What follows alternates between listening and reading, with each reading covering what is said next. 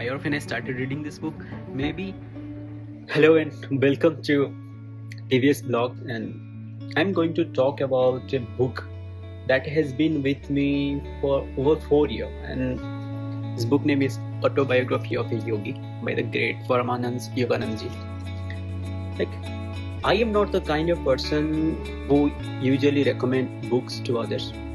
I feel everyone has different tastes. Someone likes fiction, someone likes non-fiction, someone likes horror stories, someone likes poetry. It's like vary from person to person.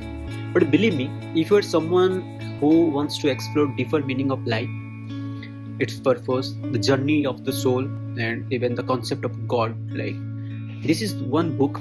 This is the one book I would wholeheartedly recommend to everyone. This is the book, and I am not doing any kind of publicity here. No one has told me to do this. I am doing all with I feel it should reach to the audience who has not read this book and who has not come across about this book. So it's my duty to tell. I feel everyone should know, when there is a good thing there. So if you say my personal story, I first bought this book during COVID-19 lockdown, and life has slowed down, and like many of you, I was searching for meaningful focus on. So these books traveled with me throughout many chapters of my life. When I was in India, it moved with me from Mumbai to New Delhi, and now it's here with me in the United States. But let me tell you, this was not an instant connection. When I first started reading, I could only manage 2 or 3 pages, and before losing interest. Sometimes I would pick it up and read a page and put it aside for a week. I even thought maybe I don't have the intellectual capacity to grasp what Yogananda is trying to say. So maybe that time I didn't have that much understanding. Looking back now, I realized it was not about intellect. It was about being ready. Back then I was probably too naive and to understand the depth of this book. So fast forward to my life in USA here, and one day I picked it up again, and this time something clicked, and I read cover to last page in one go, and I felt like Yogananda words were directly speaking to my soul, and as if I was really ready to receive the wisdom he so beautifully conveys. So today I am excited and to share why this book is so transformative and why it is worth every bit of patience and why it might just change your life too. So I have written some points I would like to explain. So the question is what would you do if your soul craved the infinity but the world kept pulling you back and you wanted to achieve something but things are not falling in right place? So what would you do? Yeah, I think it happens with everything. It's not about you are looking for. In this case, the Paramahansa Yogananda, he was always seeking for the higher being, higher purpose in life. But those people we are going to in our different spectrum of life, or we always aim high, right? At that time we have faced a lot of struggle. So what you're gonna do if something is pulling back? So it's Paramahansa Yogananda's book. It's the story of one man's relentless search for the God, and how he overcome incredible challenges to find the truth. Let me show you why this is not just a book, it is a guide for the soul. So a little bit history of this book. This book was first published in 1946, and it is a spiritual classic that has inspired millions around the world. So Yogananda takes us through the life, and from his childhood dreams of the Himalayas to his mission to bringing Kriya Yoga to the West. But this is not just one man's story. It's a universal journey about overcoming doubts, worldly distractions, and heartbreak to discover inner peace and divine purpose. I know I don't want to give some spoiler here, but I'm telling why you need to read this book. It's 508, 510 around the pages is there. So one of the most memorable part of the book is when Yogananda, as a teenager, tried to escape to the Himalaya to seek God, and he calls this attempt his romantic flight, but it ends in failure. Reflecting on the experience, he writes one of the quotes I have written: "The romantic occasion of my first carefully planned flight after him was cruelly mad.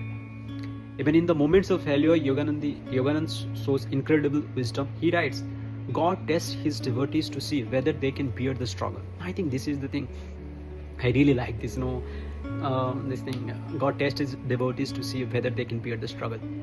And through this struggle, he learned that the Himalayas are not just a physical destination, but a symbol of the inner spiritual heights, as well as as well as one must climb. So the book is also full of awe-inspiring, encounters with saints. One unforgettable story is his meeting with Swami Prabhanand, the saint with two bodies, who could materialize his form in two places at once. Reflecting on this miracle, Yogananda writes, the subtle unity of the phenomenal world is not hidden from true yogis.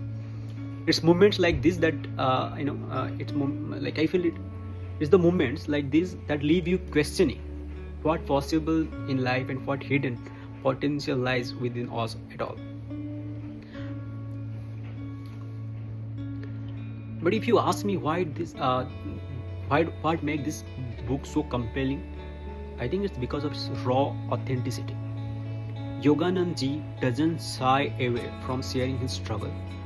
For example, when his beloved mother passes away, he writes, as far as I remember, storming the very gates of heaven, my cries at last summoned the Divine Mother.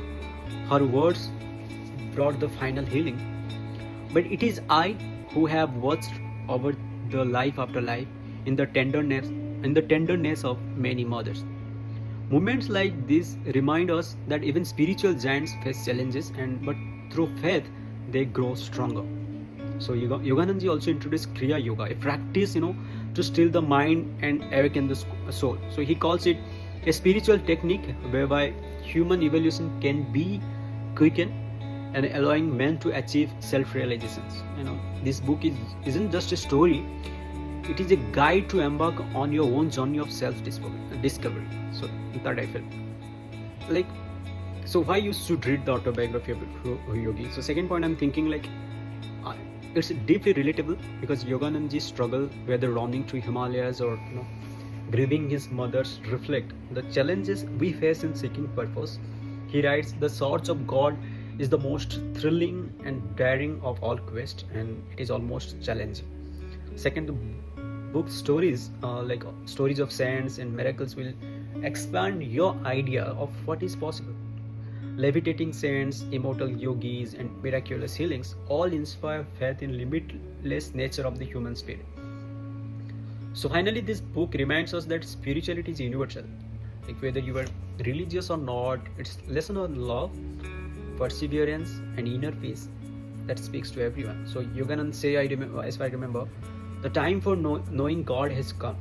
This is not just a call for monks or yogis. It is for anyone who wants to live with purpose and joy, I feel.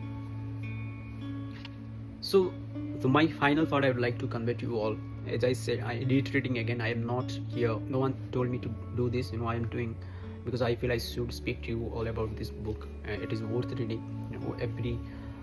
You will. I feel sometimes when I feel demotivated, I go in one page and read this book. So it's something like that book. I refer to that way. So my last suggestions, if you have ever felt lost or wondered about the meaning of life, this book will give you back to yourself. And it is not just about miracle or philosophy, or it's about finding the divine within. So you are walking on the earth as in a dream, but eternity is pressing against your eyelids.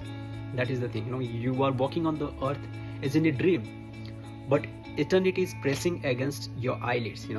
So go read Autobiography of Yogi and let its wisdom awaken your spirit. And when you have read it, come back here, share what moved you most. I would love to know. And if this video inspired you, don't forget to like, subscribe, and join me for more journey into the wisdom and wonder. Thank you.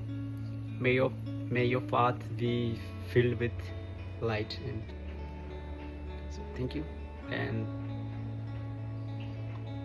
stay healthy, stay happy, and spread love. See you in the next one.